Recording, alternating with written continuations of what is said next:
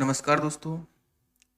हम पढ़ रहे हैं लाभ हानि। लाभ हानि में अब हमें कुछ अलग टाइप के क्वेश्चन पढ़ना है, जिसमें विक्रय मूल्य बदल बदल के हमें कुछ क्रय मूल्य और विक्रय मूल्य के मान निकालने होते हैं। तो शुरू करते हैं। फिर हमारा पहला क्वेश्चन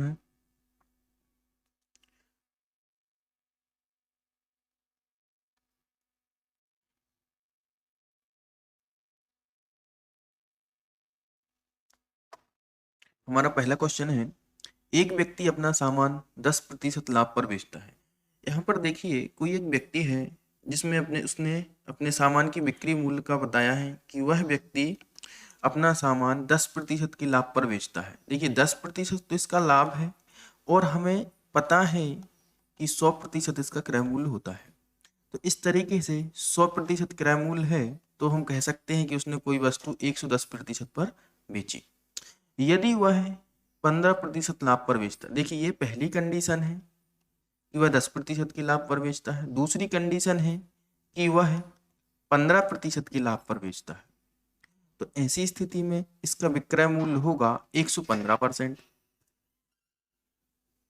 यदि वह 15% लाभ पर बेचता है, देखिए सवाल फिर से देखेंगे, एक व्यक्ति अपना सामान 10% लाभ पर बेचता है तो 110% में बेचता है।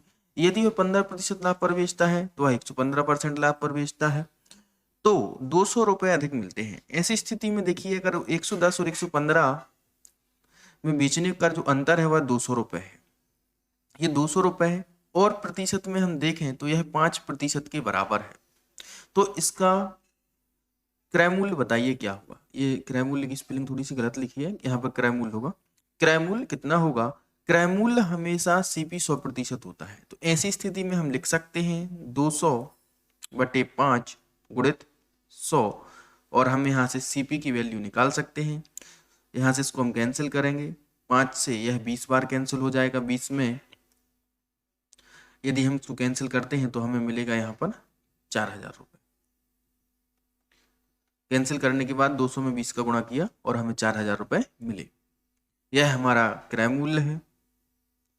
ये बहुत आसान तरीका है और सिंपल इसको हम ट्रिक भी बोल सकते हैं। लेकिन ट्रिक तभी काम में आती है जब आप उसको अच्छे से समझें, और समझने से ट्रिक याद ना करके आप उसको खुद बना सकते हैं।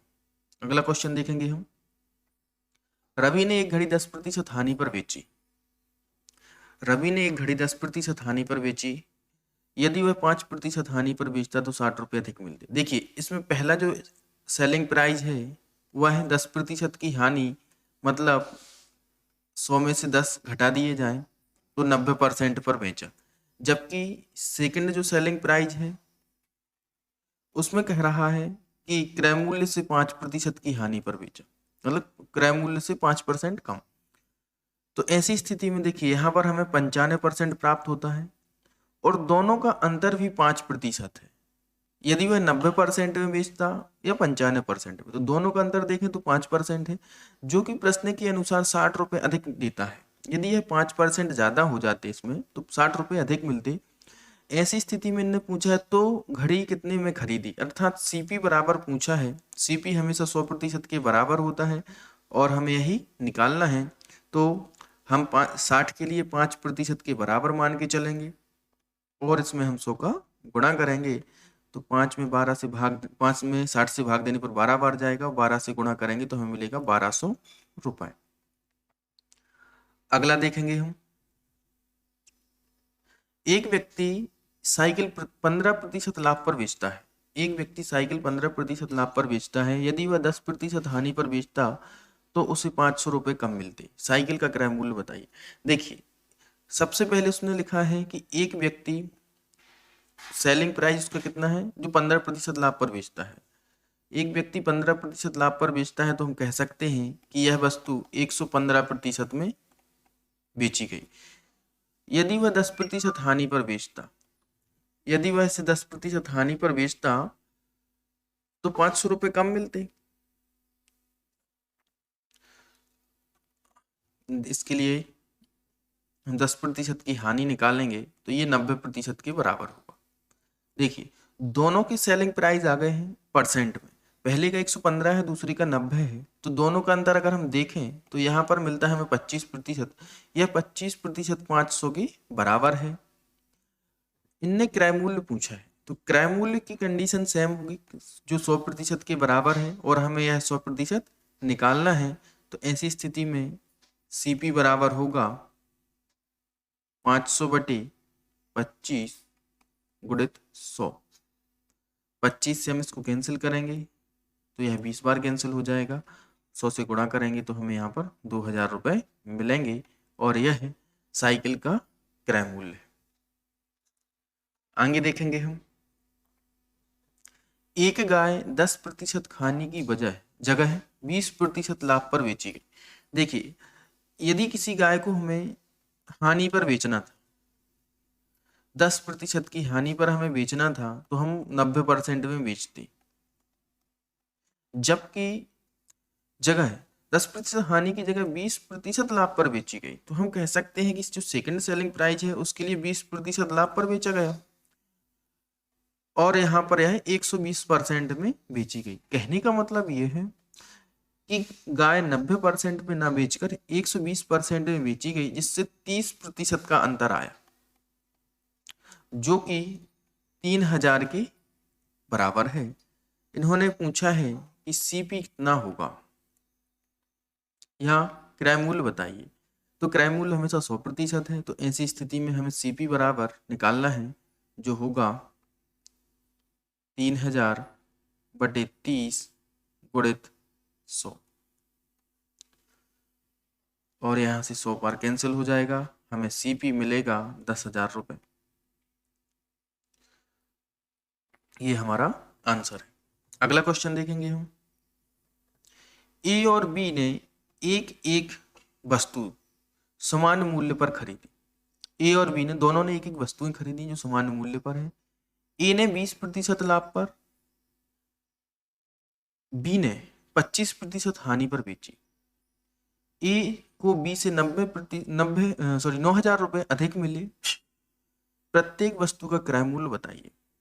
सबसे पहले तो हमें ध्यान देना है कि दोनों के लिए सीपी, ए और बी दोनों के लिए सीपी एक जैसे हैं, अर्थात 100% जो भी है, लेकिन दोनों के लिए बराबर हैं और ये हमें निकालना है। अर्थात हम कह सकते हैं कि ए ने कोई वस्तु जो बेची है उसके लिए सेलिंग प्राइस है 20% लाभ, अर्थात 120%, जबकि बी ने वही चीज समान मूल्य पर खरीदी है, इसके लिए सेलिंग प्राइस है 25% की हानि, तो हम कह सकते हैं इसने 75% पर बेची। दोनों के जो प्रतिशत का कुल अंतर है ये आ रहा है 45%। यह 45% 9,000 के बराबर है। इसमें कहा गया है कि ए के लिए 9,000 रुपए अधिक मिलते हैं बी से। क्यों मिलते हैं? क्योंकि इसने 120% पर बेची और इसने 75% पर बेची। दोनों के बीच में आता है 45% का अंतर, जो कि 9,000 के बराबर है। हम कह सकते हैं कि 9,000/45 गुणित 100, क्योंकि क्रय मूल्य हमेशा 100% के बराबर होता है। इस तरीके से हमें क्रय मूल्य मिलेगा 20,000 रुपये। ये हमारा आंसर है।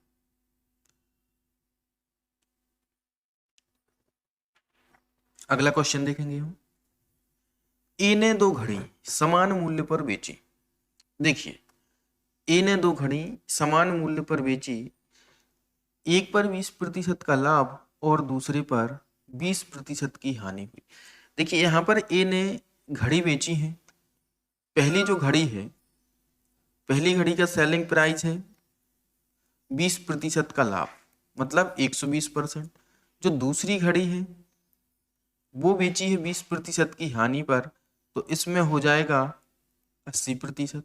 लेकिन दोनों की सीपी अलग अलग है, इसका सीपी अलग है और इसका भी सीपी अलग, अर्थात हमें इनके सीपी निकालने हैं। तो बताइए उसे कुल कितने प्रतिशत की हानि हुई।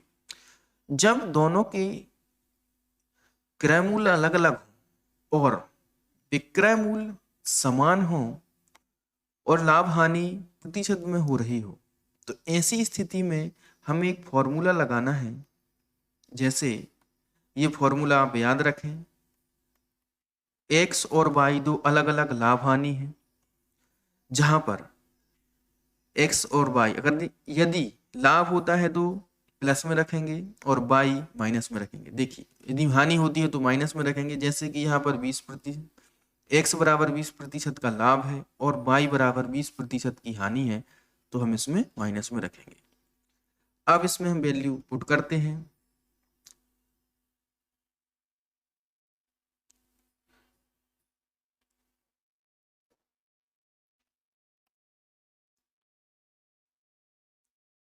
देखिए प्लस माइनस के कैंसिल हो जाएंगे और यहाँ पर 0 से 0 कैंसिल होगा, तो हमें मिलेगा -4।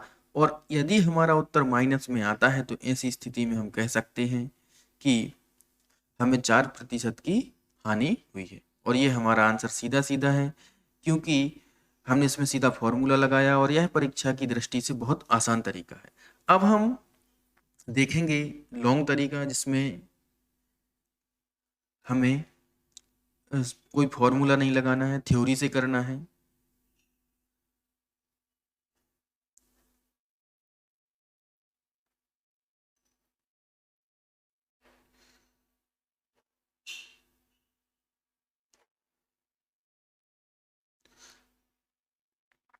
तो सबसे पहले हम देखेंगे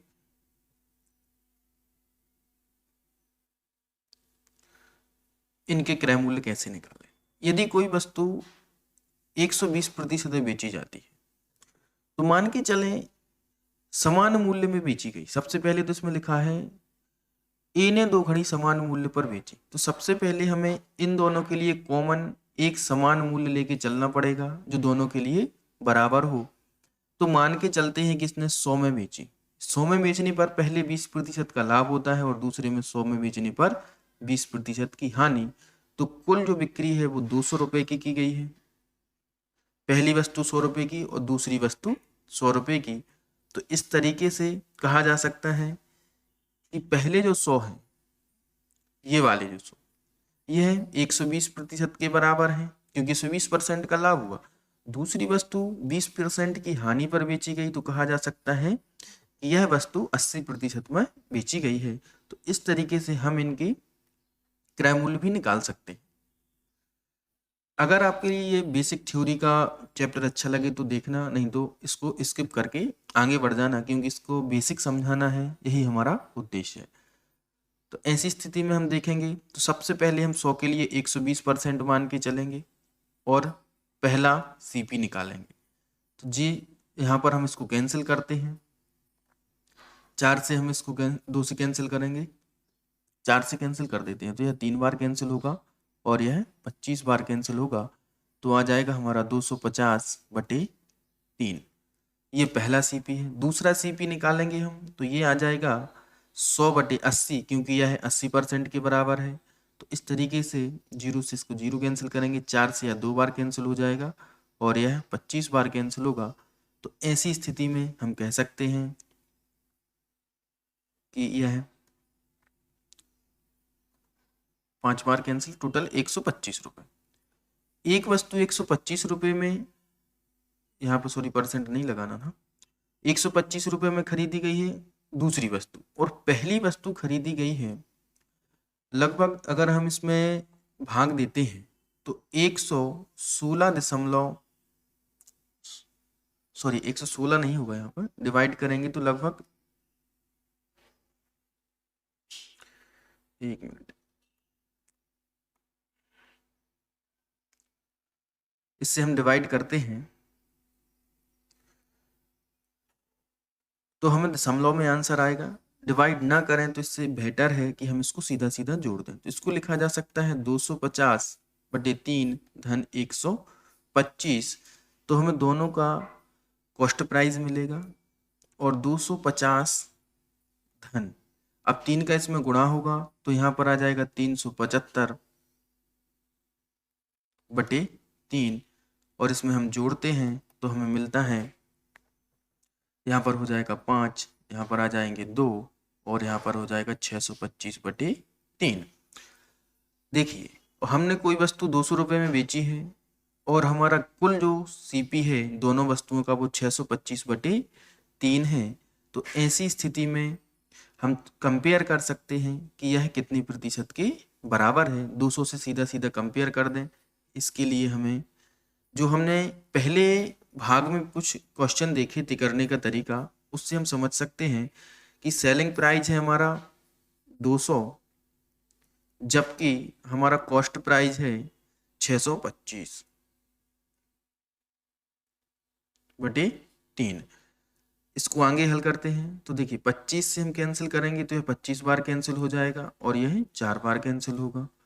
25 से कम 25, 25 से हम इसको कैंसिल करेंगे तो ये 8 बार कैंसिल हो जाएगा।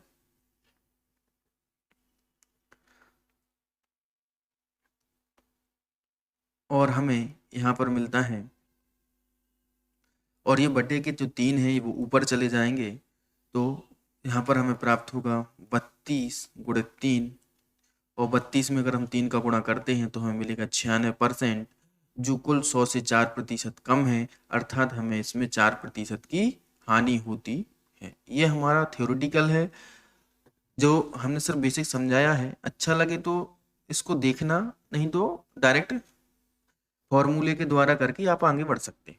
अगला देखेंगे, एक व्यक्ति ने 2 वस्तुएं प्रत्येक को 99 रुपए में बेचा। देखिए यहाँ पर भी सेम क्वेश्चन है। अब यहाँ पर जो 99 रुपए दिए गए हैं ये दोनों की सेलिंग प्राइस है।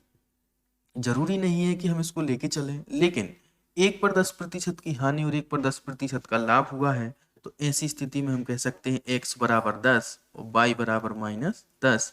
और हम इतना सब कुछ नहीं करना है तो हम सीधा ये फॉर्मूला लगाएंगे यहाँ पर एक्स बाई अपॉन 100। तो ऐसी स्थिति में होगा 10 - 10, सॉरी ये माइनस का है और ये प्लस का है, प्लस -10 गुणित 10 बटे 100। तो 10 से 10 ये कैंसिल हो जाएगा, यहाँ पर 0 से 0 कैंसिल होगा, तो हम कह सकते -1% की यहाँ पर हानि होती है। अगला क्वेश्चन है, राम ने 2 खिलौने 300 रुपए प्रति खिलौने की दर से बेचे। राम ने 2 खिलौने 300 रुपए प्रति खिलौने की दर से बेचे। देखिए यहाँ पर भी सेलिंग प्राइस दोनों में बराबर है, तो जरूरी नहीं है कि हम सेलिंग प्राइस लेके चलें। ऐसी स्थिति में हम कह सकते हैं x बराबर 5 और y बराबर -5, और इसी फॉर्मूले के द्वारा हम फिर से इसको करेंगे तो यहाँ पर मिलेगा हमें 5 - 5 प्लस 5 - 5, दोनों के बीच में इंटू है, बटे 100। यहाँ पर ये तो कैंसिल हो जाएगा, जबकि 5 में 5 से गुणा करेंगे तो -25 बटे 100, और इस तरीके से हम कह सकते हैं 0.5 हमें आंसर प्राप्त होगा माइनस में, और माइनस में आंसर अगर हमें प्राप्त होता है तो हमें हानि होती है। अगला क्वेश्चन देखेंगे हम, दो वस्तु बराबर मूल्य पर बेची गई। पहली वस्तु 10,000 में खरीद कर 20% लाभ पर बेची गई और दूसरी वस्तु 25% लाभ पर बेची गई। देखिए 2 वस्तुएं बराबर मूल्य पर बेची गई। पहली वस्तु 10,000 में खरीद कर 20% लाभ पर बेची गई। तो सबसे पहले हम आते हैं यहाँ पर पहली वस्तु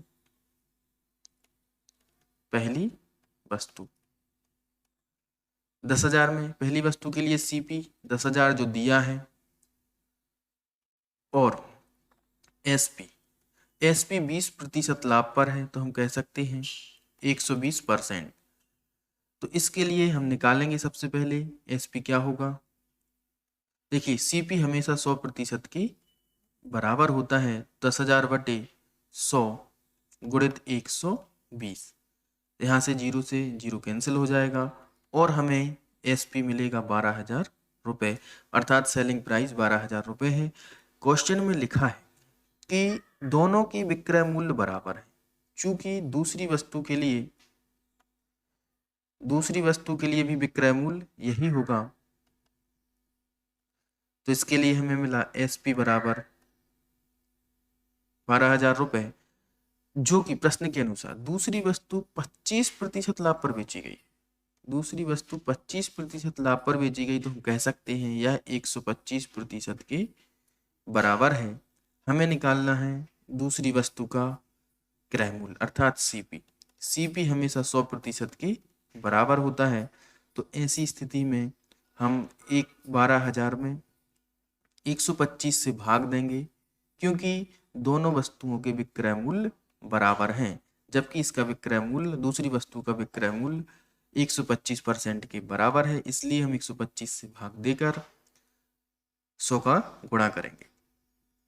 25 से डिवाइड करेंगे तो यह 5 बार डिवाइड होगा और यह 4 बार डिवाइड होगा। फिर हम 5 से भाग देंगे तो यहाँ पर ये 24 बार कैंसिल हो जाएगा और यहाँ पर हमें 2400 मिलेगा। 24 में गुणा करेंगे हम तो हमें इसका क्रय मूल्य मिलेगा 9600 रुपये, अर्थात हम कह सकते हैं दूसरी वस्तु का क्रय मूल्य है 9600। अगला क्वेश्चन देखेंगे हम। यश ने 9500 में गाय खरीदी। 9500 में गाय खरीद कर 10% हानि पर बेच दी।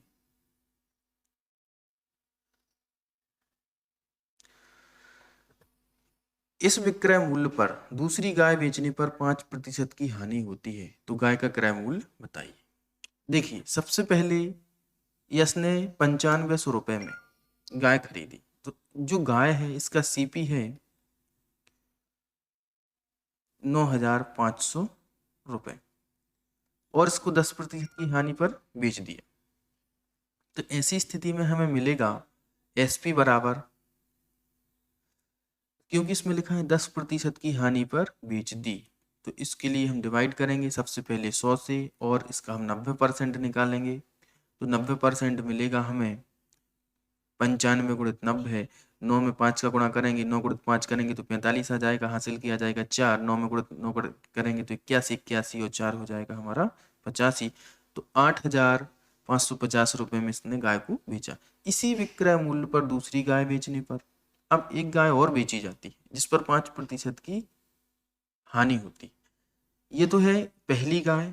अब दूसरी गाय की भी चर्चा होती है इसी विक्रय मूल्य पर। देखिए, दोनों के लिए विक्रय मूल्य बराबर है, तो यहाँ पर एसपी होगा 8550, जो कि 5% की हानि पर है, अर्थात हम कह सकते हैं कि यह 95% के बराबर है। ऐसी स्थिति में देखिए, हमें इसका क्रय मूल्य निकालना है सीपी, जो 100% के बराबर होता है। तब 8550 बटे 95 गुणित 100, इसके लिए हम कैंसिल करते हैं, देखते हैं आंसर कितना प्राप्त होगा।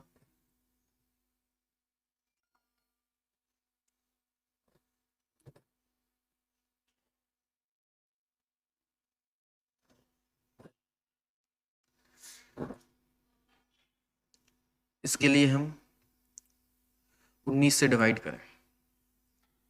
19 से डिवाइड करते हैं तो यह 5 बार कैंसिल होगा और यह 4 बार कैंसिल होगा। इसके बाद यहाँ पर बचेंगे 9। 19 से यह 5 बार डिवाइड होगा और हमें मिलेगा 450। 5 से फिर डिवाइड करेंगे तो यहाँ पर आ जाएगा 90। तो इस तरीके से हमें दूसरी गाय का जो क्रय मूल्य है वो मिला 9000 रुपये। और हमने आज 10 सवाल देखे हैं, ये कुछ अलग अलग तरीके से हैं।